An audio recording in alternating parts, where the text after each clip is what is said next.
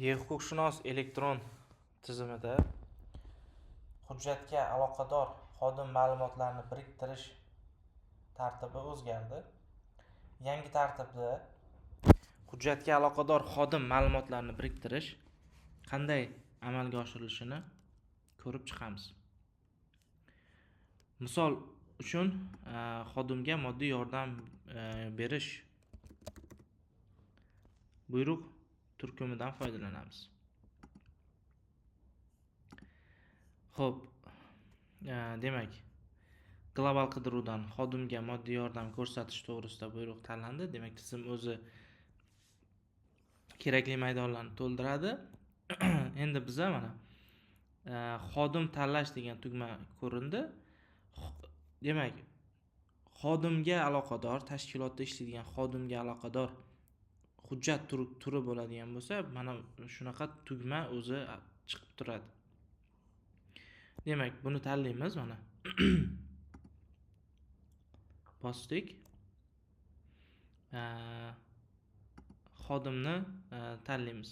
Agar xodim ro'yxatda yo'q bo'lsa, uni xodim qo'shish tugmasi orqali mana shu yerda bor, qo'shishimiz mumkin bo'ladi.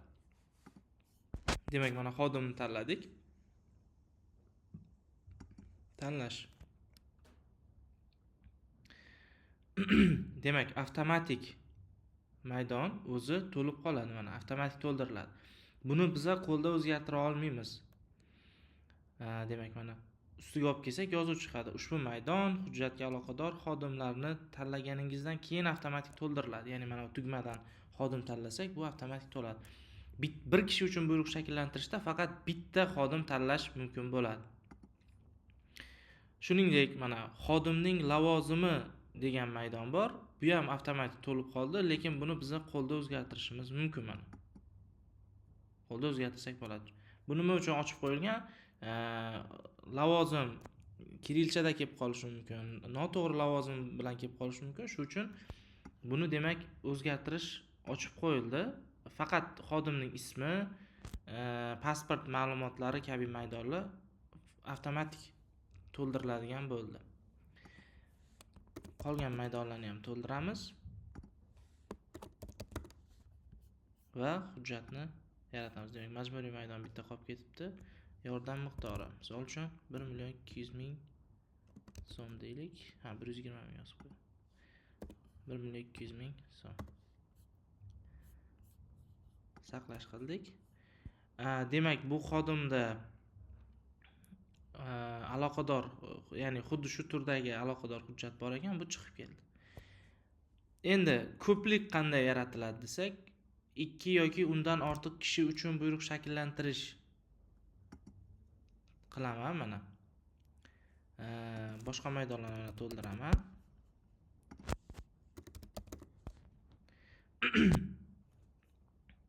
Bu tugmani bosamiz va endi ko'rishimiz mumkin, bu yerda bir nechta tanlashimiz mumkin mana.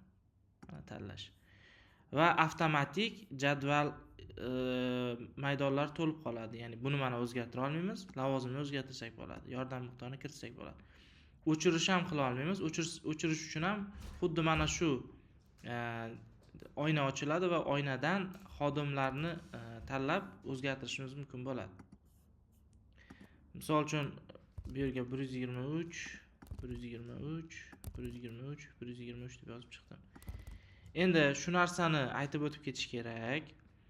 Xodim biza tanlayotganda boshida hammasini bittada tanlashimiz kerak. Agar mana masalan ma'lumotlarni kiritdingiz, to'ldirdingizda, yana kimnidir qo'shmoqchi bo'lsangiz, uje mana kimnidir qo'shaman desam, boshqatdan chiziladi, maydon tozalanib ketib qoladi. Shu uchun eng birinchi qiladigan ishingiz xodimlar ro'yxatini to'liq shakllantirish. Undan keyin boshqa maydonlarni to'ldirishni boshlashingiz kerak. Xo'p, bu yerda demak hozir bizda aloqador duplikat hujjat tekshiruv bo'lmasligi uchun boshqa ikkita xodim tanlab ko'rdim. Demak, 123, 123. Saqlash. Mana demak, biza hujjatni yaratdik. Tahrirlash ham xuddi shu tartibda bo'ladi. Mana tahrirlashni bosamiz va xodim, masalan, bitta xodimimizni o'chirdik, tanlash qildik. Mana bu yerda bitta qoldi va kerakli maydonni o'zgartirib qo'yamiz. Matbuotchi kotib, demak, kirillcha bo'lib qolgan ekan, buni biza lotincha qilib qo'yamiz.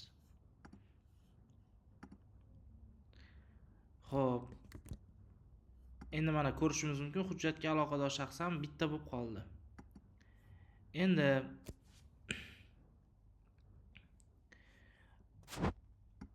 misol uchun xodimga aloqador bo'lmagan, ya'ni tashkilot xodimini biriktirish kerak bo'lmaydigan hujjat turlari bor. Masalan, bolani tarbiyalanuvchilar safiga qabul qilish. Bular qanaqa ishlaydi desak, bular xuddi oldingi tartibda ishlaydi. Oldin qanaqa ishlaganmiz, shunaqa ishlaydi. Mana jadvalni o'zimiz qo'lda kiritib, mana hamma maydonni tahrirlay olamiz. Excel funksiyasi ham ishlaydi. Bu shunaqa. Endi umumiy buyruq turkumimiz bor. Umumiy buyruq turkumida xodimni tanlash ixtiyoriy. Bu mana bu tugma orqali amalga oshiriladi. Tashkilot xodimlari degan joyi bor. Buni tanlaymizda, bosamizda, mana tanladik. Mana 4 ta xodim biriktirildi. Test